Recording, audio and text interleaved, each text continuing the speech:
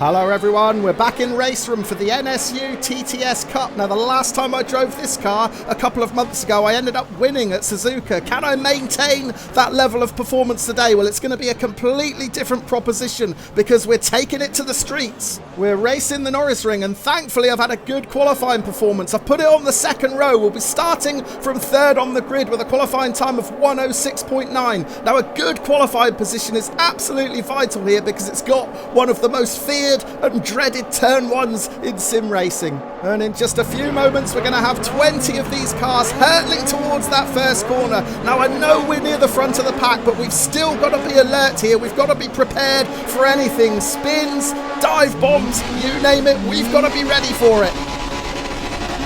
Oh, and straight away, we've got away to one of our trademark poor starts in the NSU. Last time out at Suzuka, we didn't give it enough revs. This time, I think I gave it too many. We've already lost at least one position. Dirk Maltz, who started alongside me on the second row, has charged up into third. Ken van Steenenbergen down the inside. He's also gained a position, but he's running it way too hot, and there's contact on the left. That was Dirk Maltz, who got spun out. We just about managed to avoid that, but it was close. And now we've got Rui Sousa to the left, trying to pull alongside us. That's going to prevent me from getting onto the racing line, so we're going to have to take a narrower entry into the chicane. I don't want to go through here too wide, but it looks like Sousa does. At this point we've got no choice but to leave him the space that he needs on the inside and just hope that we've got extra speed coming out of the corner. That looks to be the case.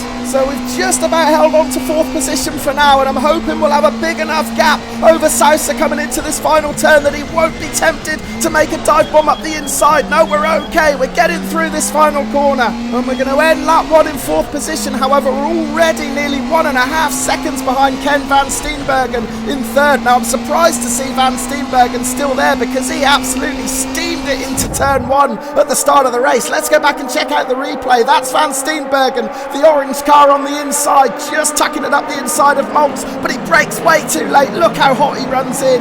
Maltz, meanwhile, has got his own problems to sort out. He's just been tagged by that black car of Shamarop. That spins him around too on the inside. Luckily, we were just to the outside of that and we managed to avoid it. But there's van Steenenbergen running it in hot up the inside, and then just glance behind. Maltz gets spun around by Shamarop. Well, I was quite surprised how quickly the field spread out in this race. We're now on lap 3, and as you can see, we've got a lot more pace than the drivers behind. We've opened up a gap of 2 seconds back to the driver in 5th already, and we're still more than a second behind van Steenenbergen in 3rd. However, I was confident that I had the pace to reel van Steenenbergen in, so we're going to jump forward a couple of laps and return to the live action at 1/3 distance. Yeah, 0.6 of a second now, that gap as we cross the line, so we've halved the deficit over that lap. That's really encouraging. We just lock up on the brakes into T1. I had to change direction, otherwise I would have run into the back of van Steenenbergen. That might have cost us, but I don't think it has. We're closer again.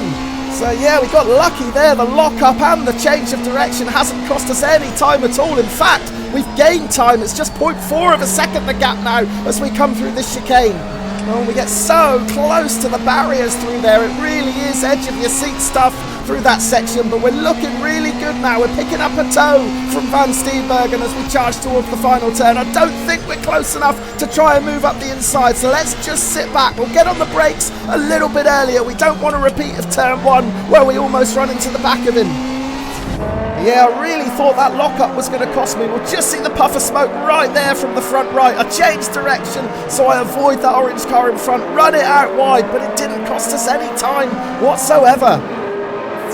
Halfway through the race now, we're still all over the rear end of van Steenenbergen, but we just can't do anything about it. Trying to get as close to these barriers as possible to get every extra mile per hour I can find.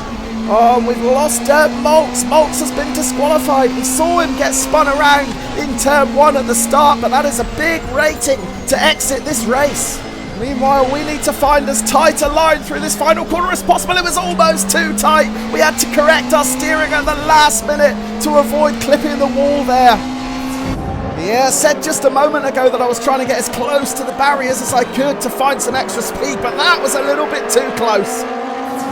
Well, I've been all over Van Steenbergen for the best part of 5 minutes now, but I've not been able to find a way through. He's going to go defensive into turn 1 though. That's going to enable me to take a later entry and a tighter exit. Can we get on the gas a bit quicker than Van Steenbergen? It looks like we have done. Is this the opportunity? Is he going to stay on the racing line? Yes, he is. We pull to the inside. I've got to be cautious here about being squeezed against the barrier, so I do just ease off slightly so we can get through there safely. But a gap's opened up on the inside as we exit. I dived into it, and now we're side by side as we begin the drag race to the final turn. Oh, but it looks like Van Steenbergen's just carrying a bit more momentum because I adjusted my line at the very last minute through that section. It cost me some valuable speed. Once again, we're going for as wide an entry as possible to try and get on the gas earlier out of turn 1, but it's no use. We're still behind Van Steenbergen. Yeah, I am working my socks off to try and get past this orange car, but to no avail at the moment. This was the best opportunity yet. I dived into that gap up the inside as we exit this chicane, managed to pull alongside, but didn't have the speed. Well, we saw Van Steenbergen take a defensive entry into this first turn a lap ago. Is he going to do the same again? It looks like he is. So once again, we're going to hang it around the outside, try the switchback and get on the gas early. This almost worked a lap ago. Will it work this time? It's almost an exact carbon copy. We're going to move out of the toe. Once again, we're going to have the inside line for this entry into the chicane. We're going to get squeezed again. It's tight. It's really tight. Is that gap going to open up just like it did a lap ago? Yes, it is. Now, I tried to carry a bit more speed through there this time in the hope that I'd be able to pull alongside Van Steenbergen. A lap ago, he just had the extra pace and won the drag race to the final turn, but I think we've done it this time. We're going to have the inside line for the final corner. Can we throw it in and make it stick? We take a chunk out of the barrier. Is that going to cost us too much speed on exit? Van Steenbergen is ready to strike.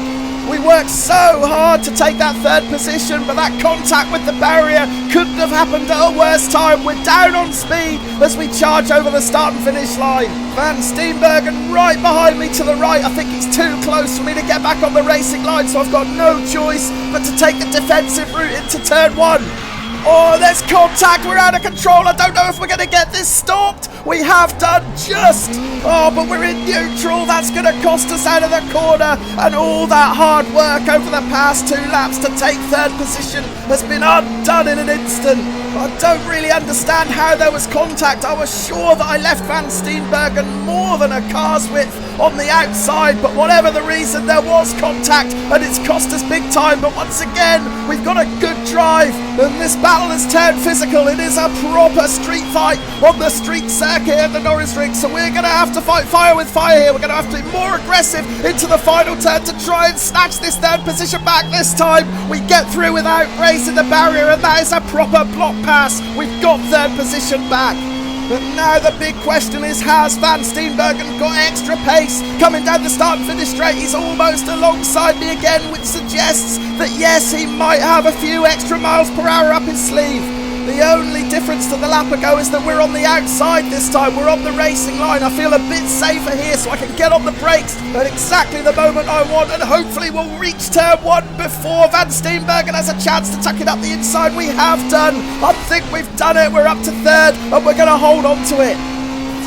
Well, that has to be one of the most intense battles I've ever had in sim racing. I worked lap after lap to try and make this pass stick. In the end, we got it done, but boy, did we have to sweat for it. This was when I made the overtake for the first time, just coming into the final turn. I tuck it up the inside, but we clout the barrier. That costs me a lot of exit speed, and that's what allows Van Steenbergen to challenge. Now, this is the contact at the end of the straight. I knew that Van Steenbergen was on the outside, so I made sure I left him more than a car's width, but yeah, we just came together there. It looked like Van Steenbergen started to turn in a little bit. Meanwhile, I was coming over to the right just a little bit as well, and that's what caused the contact.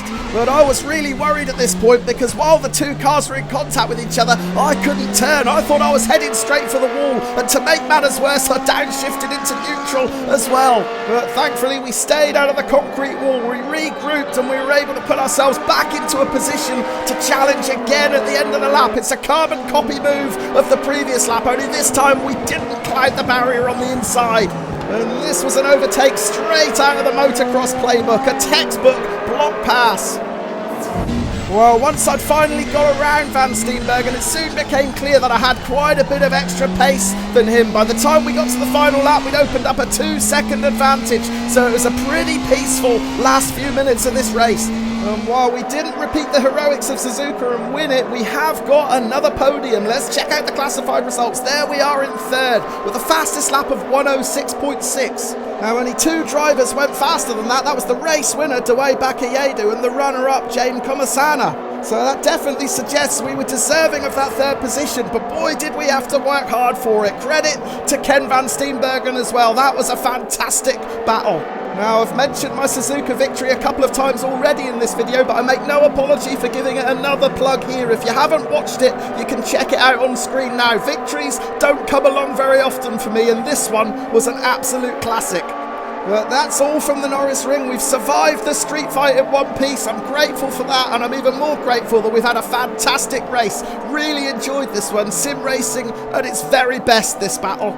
So thanks for watching, and I'll see you again on the grid very soon. Cheers.